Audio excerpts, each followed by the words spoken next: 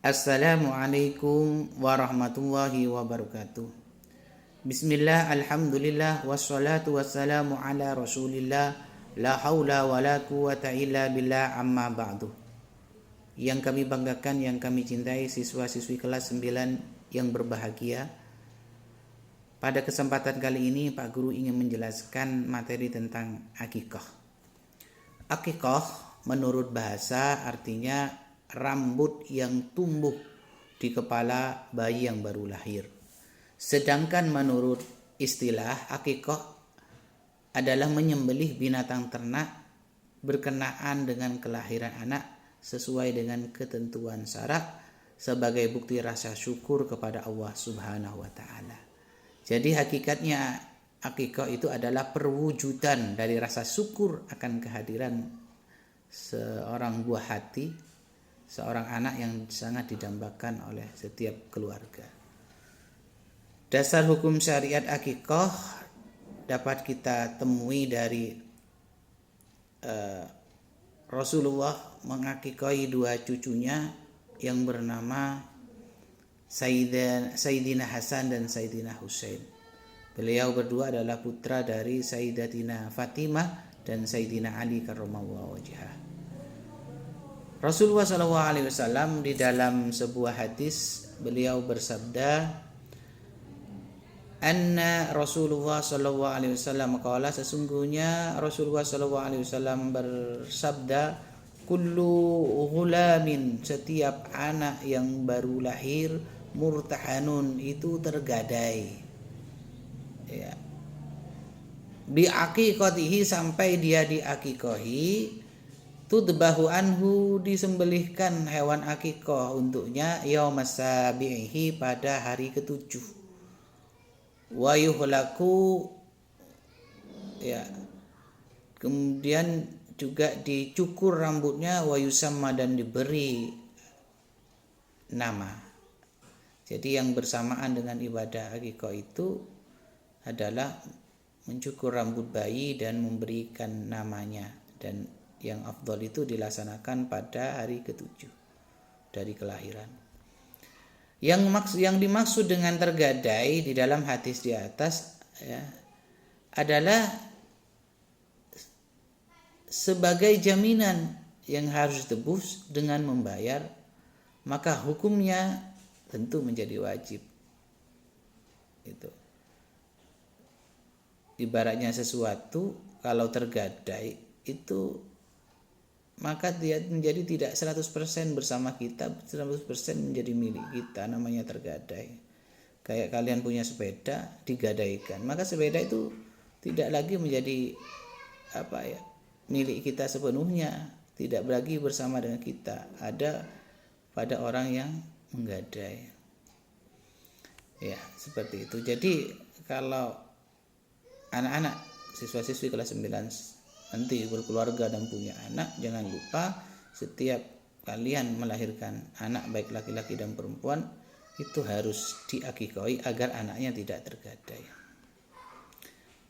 Hewan yang sah digunakan untuk akikah sama dengan hewan yang sah untuk kurban. Jadi dari sisi binatangnya sama. Ya, syarat-syaratnya nanti juga sama. Ya. Akikah ini dilakukan oleh Rasulullah dan para sahabat. Di dalam sebuah hadis yang lain Rasul bersabda, man ahabba minkum ayyun saka'an ani waladih falyaf'an anil ghulami satani mukafatani wa anil jariyati satun. Barang siapa di antara kamu ingin beribadah tentang anaknya, hendaknya dilakukan untuk laki-laki 2 ekor kambing yang sama umurnya, dan untuk perempuan 1 ekor kambing. Ya. Ini anjuran Rasulullah, ibadah yang terkait dengan anak. Kalau punya anak laki-laki, maka dia harus menyembelih satani mukafatani, 2 ekor kambing yang sama umurnya. Jangan yang satunya itu umur setahun, yang satunya sudah 3 tahun. Diupayakan itu sama. Kalau anak perempuan cukup 1 ekor kambing. Ketentuan akikoh secara umum adalah yang pertama dari sudut umur binatang yang ingin disembelih itu sama dengan ibadah kurban. Ya. Kemudian yang kedua, memanfaatkan dalam segi pemanfaatan daging akikoh juga sama dengan daging kurban, yaitu disedekahkan kepada fakir miskin atau dihadiahkan kepada orang-orang yang mampu. Tidak boleh dijual kulitnya, ya, sebagaimana dalam ibadah kurban tidak boleh menjual kulit binatang kurban. Kemudian yang ketiga, disunahkan daging akikoh itu dimasak terlebih dulu sebelum dibagikan. Ini yang menjadi pembeda dengan hewan kurban. Kalau kurban diberikan dalam kondisi mentah, tapi kalau akikoh diberikan sudah dalam keadaan matang. Biasanya ketika pelaksanaan akikoh ini dikenal dengan istilah walimatul akikoh, ya, itu mengundang tetangga, mengundang saudara, kemudian menyajikan daging akikoh tersebut sudah dalam keadaan matang dan dimakan secara bersama-sama. Nah, orang yang berakikoh itu boleh mencicipi atau memakan, ya, asalkan tidak lebih dari 1/3 dari hewan yang disembelih, kecuali akikoh nadar. Kalau akikoh nadar itu tidak boleh. Bagaimana akikoh nadar itu? Yaitu akikohnya tersebut sudah diniatin di awal dengan sebuah nadar-nadar. Misalnya kalau anaknya lahir laki-laki akan saya akikohi, atau kalau lahir dengan normal tanpa dioperasi misalnya akan saya akikohi. Kalau lahir dengan selamat, sehat, tidak cacat akan saya akikohi. Lah itu sudah ada niat dari awal. Kalau yang seperti ini maka orang tuanya tidak boleh memakan daging akikoh sama sekali. Dia harus menghindar dari mengkonsumsi daging akikoh tersebut. Waktu penyembelihannya, kalau ibadah kurban itu kan ada waktu-waktu tertentu. Kalau akikoh ya terkait dengan waktu kelahiran. Yang disunahkan itu adalah hari ke-7 jika punya kemampuan. Kalau tidak mampu, misalnya tidak punya uang, nunggu gajian, misalnya baru bisa hari ke-14, maka boleh pada hari ke-14, ya, atau hari ke-20 dari kelahiran, ya, atau kapan saja ketika dia sudah mampu, ya. Kemudian tadi di awal anak laki-laki disunatkan akikohnya dengan 2 ekor kambing, dan anak perempuan disunatkan dengan menyembelih 1 ekor kambing.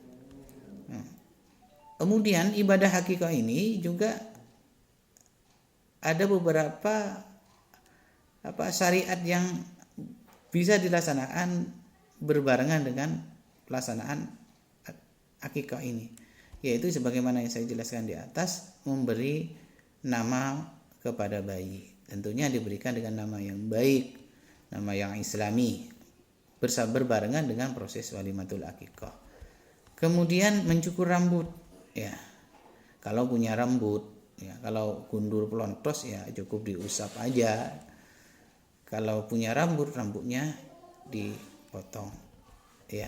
Sebenarnya aturannya itu dipotong kemudian ditimbang, kemudian beratnya berapa, misalnya beratnya sampai di 5 gram misalnya, maka dia bersedekah emas atau perak seberat rambut tersebut, ya. Seperti itu. Ini sebagaimana di dalam sebuah hadis dikatakan, an Rabi'ati bin Abi Abdurrahman an Muhammad bin Ali bin Husain annahu qala wasanat Fatimatu bintu Rasulillah sa'aru Hasanin wa Husainin fatasaddaqat bisinatihi fiddah. Dari Rabi'ah bin Abdurrahman dari Muhammad bin Ali bin Husain bahwa ia berkata bahwasanya Fatimah binti Muhammad setelah melahirkan Hasan dan Husain mencukur rambut Hasan dan Husain Kemudian ia bersedekah dengan perak seberat timbangan rambutnya. Kemudian ada lagi sunnah yang mungkin ini belum populer di kalangan kita, yaitu mentahnik. Ya, belum populer ya di kalangan kita, di masyarakat kita. Tapi ini merupakan sunnah, yaitu mentahnik. Apa mentahnik? Mengunyah kurma sampai lembut, lalu meletakkannya pada rongga mulut bagian atas si bayi, ya, sambil sama dioles-oleskannya, diambil kemudian dioles-olesnya di rongga rongga mulut bagian atas. Biasanya itu dibawa kepada orang yang soleh, pada ulama, pada kiai untuk mentahnik. Jadi tidak ditahnik sendiri oleh orang tuanya, kecuali orang tuanya soleh, kiai itu. Kalau orang biasa, sebaiknya dibawa ke orang yang alim, orang yang soleh. Ya. Kemudian yang juga bagian dari yang mengiringi proses akikah itu adalah mengolesi kepala si bayi dengan minyak wangi. Ya, dengan minyak wangi.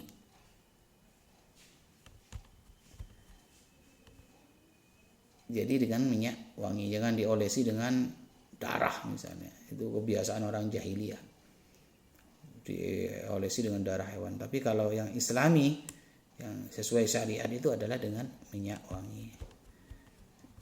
Nah, kemudian yang terakhir ini, hikmah dari syariatkannya ibadah akikah ini adalah, yang pertama, akikah itu adalah sebagai bentuk takarrub, mendekatkan diri kepada Allah Subhanahu wa taala, sekaligus sebagai rasa syukur atas karunia yang telah Allah berikan dengan lahirnya seorang anak. Yang kedua, ibadah akikah ini dapat menambah kecintaan anak kepada orang tua. Oh, saya sudah diakikah, itu saya sudah ditebus. Itu nanti ada efek psikologisnya, itu anak tentunya akan lebih punya perasaan cinta kepada orang. Berarti dia akan sadar, kalau saya dulu diperhatikan sama bapak ibu saya, diakikahi. Beda dengan yang tidak diakui, kayak orang tuanya itu tidak memperhatikan. Walaupun ya tidak semua, boleh jadi tidak diakikahi itu karena orang tuanya tidak mampu. Kemudian hikmah selanjutnya dapat mewujud hubungan yang baik dengan tetangga maupun saudara, yang dengan kelahiran anak tadi ikut merasakan kegembiraan. Ya, jadi dengan ada akikah ini kayak syukurannya itu sangat berasa gitu. Lahir kemudian bersukacita, tetangganya diundang makan-makan. Jadi itu dapat menjalin hubungan yang baik dengan tetangga-tetangganya. Di dalam akikah juga di situ ada unsur pelindungan dari setan. Ya. Karena dalam proses akikah itu ada doa-doa yang isinya adalah supaya Allah menjaga ya anak yang baru lahir tersebut, memberikan kesehatan, keselamatan, ya. Juga didoakan agar agar ibadah akikah itu menjadi penghalang dia dari siksa api neraka. Seperti itu. Jadi darahnya, dagingnya, kulitnya, tulangnya, ya, itu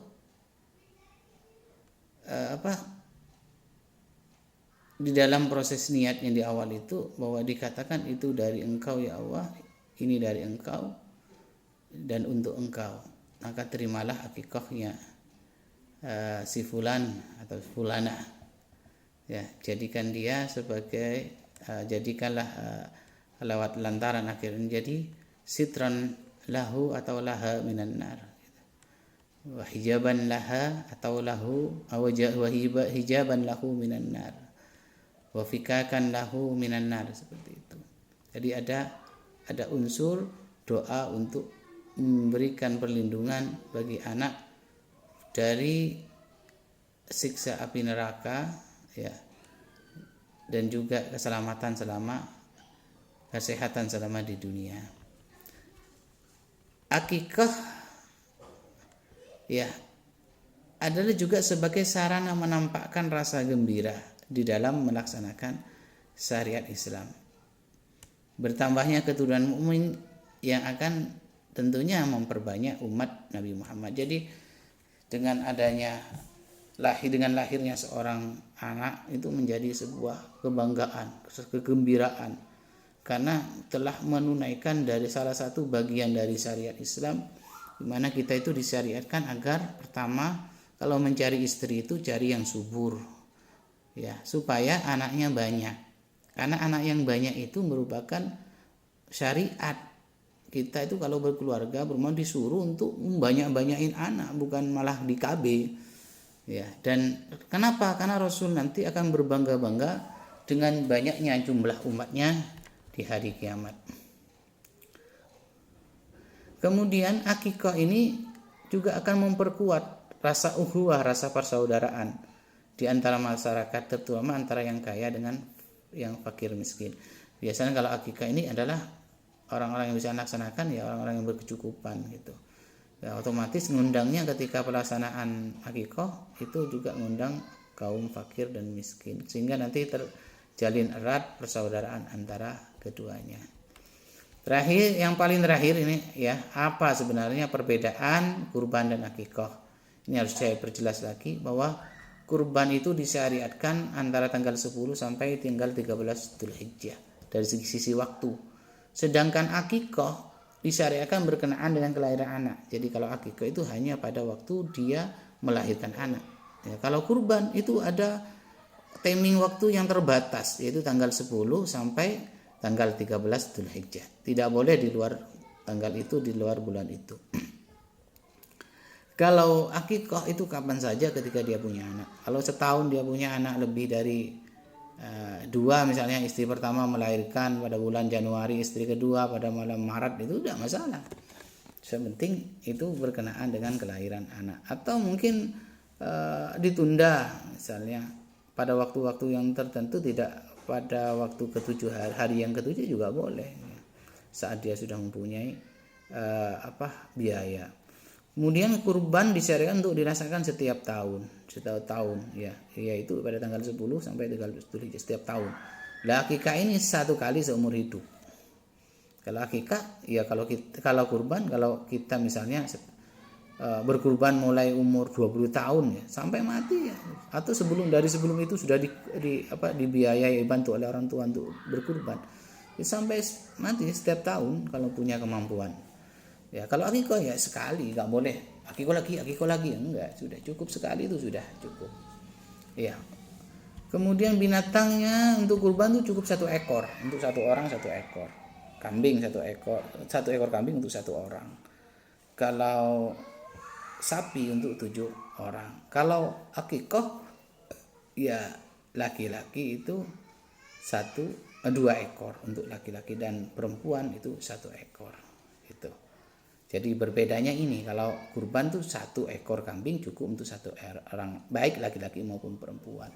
Kalau akikah laki-laki itu harus 2 ekor, jangan 1. Tidak sah nanti kalau cuma 1, harus 2 ekor. Kalau perempuan itu 1 ekor. Ya. Kemudian dari sisi distribusi daging, kalau daging kurban itu lebih utama diberikan sebelum dimasak, masih dalam kondisi mentah. Tapi kalau daging akikah itu disunnahkan diberikan ketika sudah matang. Demikian anak-anak, materi tentang akikah mudah-mudahan menjadi penjelas, memperjelas pemahaman kalian tentang akikah ini. Mudah-mudahan bermanfaat. Wallahul muwafiq ila aqwamit thoriq. Wassalamualaikum warahmatullahi wabarakatuh.